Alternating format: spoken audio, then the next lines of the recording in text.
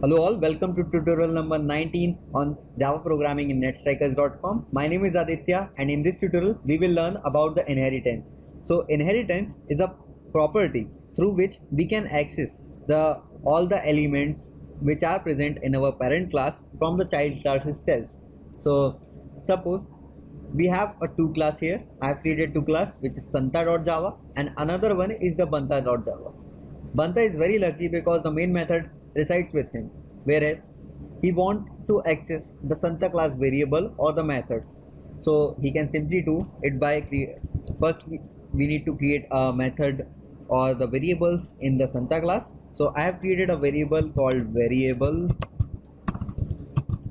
and initialize the variable value by 7. Let us create a method. So we can create the method as int reply. Let's type system.out.println and just reply it to hello. Now let us learn how to access this variable and this method from the Banta class. So here are the two types by which we can access those variable or method.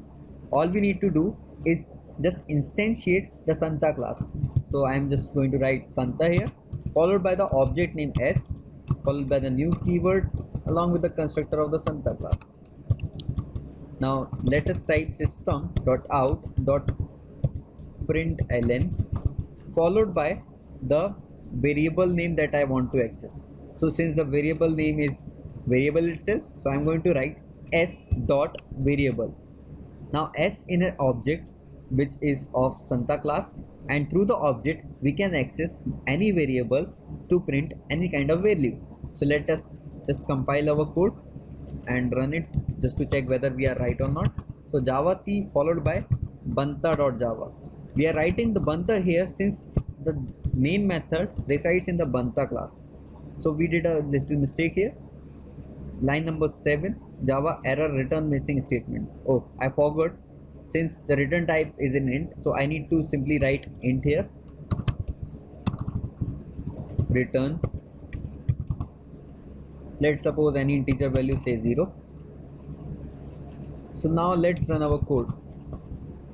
Java C followed by Banta.java, and let's run our code. Java followed by Banta.